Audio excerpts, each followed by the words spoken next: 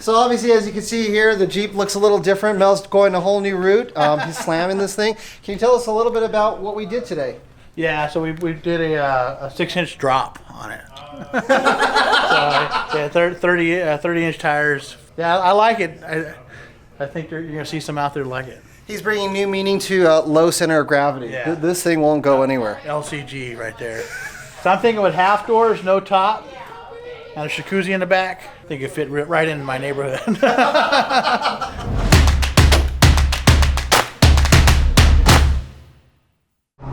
After a fun-filled weekend of wheeling with our good friends Mel and Lisa, testing out their brand new Jeep Gladiator Sport out in the desert, it's time for us to head into Southern California to their shop and start the teardown process so that it can become what it is meant to be. A hell of a badass Jeep truck.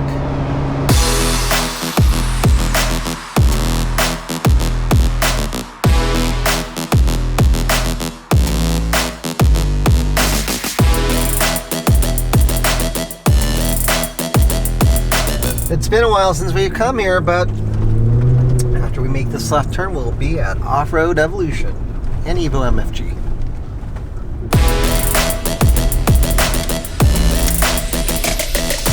All right. Hey, Tess, you know where we're at? We're at Off-Road Evolution. Want to go say hi? Want to say hi to Mel and Lisa?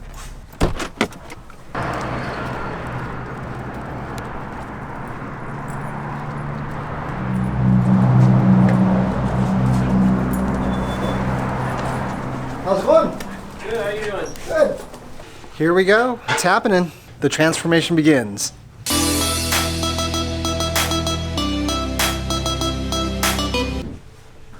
Quality rendering a la Evo. This is a drawing of things to come. Created by a professional, as you can see.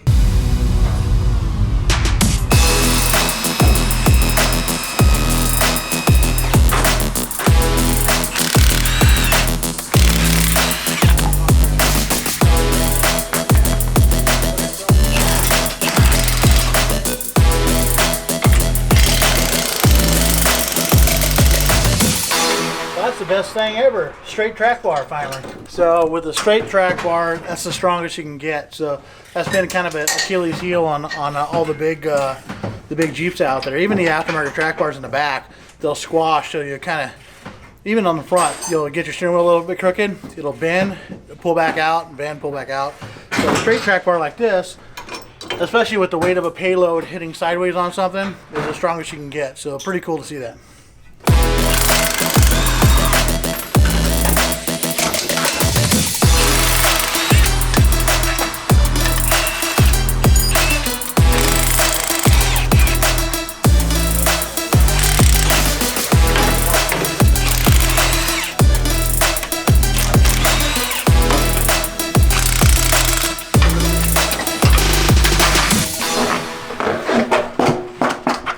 That's about the right height. Yeah. That's about it. Okay, hot damn, that's awesome.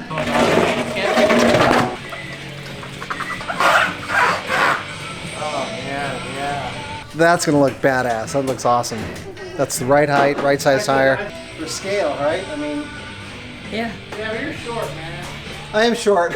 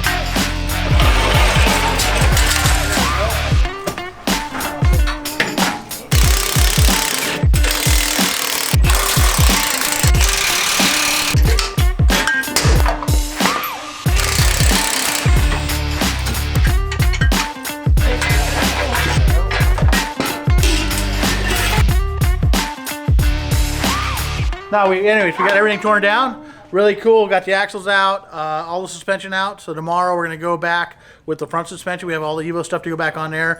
We have the Dana Spicer axles here. All that'll bolt right in. KMC is doing a bitchin' custom forged beadlock 20-inch wheel. I'm super excited about, but we're not going to have that one ready for Moab, so we'll have our badass race wheels with the Nittos on it. On the rear, we're going to play around with it a little bit. I'm going to change some bracketry. We're going to be using short arm kits on this one. We're not going to modify the frame at all, so we need to keep it all factory pivot locations because we're going to be racing this in the Baja 1000 in November. So we have to, the class we're going to be racing is a non-modified car. We're going to be running this Ford Jeep through the Baja 1000 as a Jeep, not as a custom race car. So we're going to put the stock axles back in, we're going to truss them, we're going to reinforce the mounting points, all that good stuff, and run it through with a full AC car, just like you would get it with safety equipment on it. Exciting stuff. With that all said, we only have 10 days till Moab, or 13 days, whatever it is, and we have a whole bunch of stuff to do. We're going to be lifting this one up pretty tall. I'm going to go for like a 6-inch lift on this one. Typical Texas, Midwest, East Coast build. And I think it's going to translate over to here too, just because of the longer wheelbase with that longer belly pan. Getting up a little bit taller than we traditionally do with the JLs is going to help with breakovers for the guy that wants to go a little more extreme on the off-roading. So for the overland stuff, I'm sure the 2.5 to 4-inch kit is going to be perfectly fine for a 37, 38. For the 40s and actually cycler, we're going to go a little bit taller on this one. Again, brand new vehicle, we want people to look at it, so we want to make it pretty big. Since the Gladiator is, the front part of it is JL, there's a couple minor tweaks, but the front part is pretty much JL. We're going to be using our JL lift kit. So these are some of our springs, dual rate springs, been very popular lately, so we went ahead and put them on there. We're going to run a bypass shock, hopefully. I'm still talking to King. The King boys might be coming down this afternoon, see if we can measure up some stuff. I want to go with a bypass shock eventually. We may just go with a 2.0 or 3.0 smooth body for this show, but I'm probably going to put a bypass next to it. Bypass has been really popular, especially combined with a dual rate spring. We can get those tubes in the right spot, and it really works well. This is going to be a short arm kit, so these are our uppers, these are our lowers. We run Curry Johnny joints, not the invitations, and then they have a bigger bolt for the JL stuff. Something new is our Evo Track Bar, so we'll be doing our own track bar on this one. Pretty cool. We use a lot of the OE bushings off of the JK. We had a really good luck with the durometer on the JK, so we used those, and then the OE replacement kind of a uniball on this side. So that's what's going to be in the front of this thing, combined with a King shock. And then we have an Evo front bumper. We're going to go kind of traditional on this one. We're going to do our quarter pounder that's shaped for the JL on the front of this one. Probably no stinger. I don't think I'm going to do a stinger, but it's in KC lights on that. We have some racks we're going to be designing right now. So we're going to be shortening up our JL rack to about a 2-foot section just to go over the rear part of the cab. That's going to be good enough to tie down, some bags, some luggage, some stuff like that. And then we're doing a roof tent in the back that's going to be sank down, so it's not going to be above the car. And then with more storage and stuff underneath there. So we'll start fabbing up that stuff. Hopefully today, start going through that. We just took off the tonneau cover on the back of the Jeep. We're also going to be removing the fenders today. I got to make sure we're getting Rubicon fenders coming in. We want to have that bigger fender well opening for the 40-inch tires. The back, we're going to be doing a custom bumper, and so what ends up happening, two different things, but I want to do a custom bumper and a swing-out tire carrier so we can have it hanging off the back. So we have more room for activities. So we want more room inside for storage and all that good stuff for the overland crowd. So what are we looking at here, Mel? We're looking at the Dana Spicer axles. These are UD60s from Dana Spicer. So they've been around the longest. They manufacture for everybody. It's pretty cool. They've had these out for a long time. I'm going to say probably going on 3 or 4 years now, no problem. Totally changed the whole aftermarket on axle assembly. So before there was only a few. They came in with the price point of lower with a lot of parts are actually better. So if you're looking at custom stuff, if we want to change caster here and add a bracket here and do other stuff, there's other companies that do specialize just in custom stuff. But for the Battle of the Crates, this is about the best bang for the buck. It comes in right around that $14,000 range. It'll handle 40-inch tires. They run a high pinion or a low pinion rear 60, which is perfectly strong. Where you want to watch out for is high pinion rear 60s. That ends up being weaker. So the low pinion 60 is strong enough for 40s, not a problem, especially with the full float.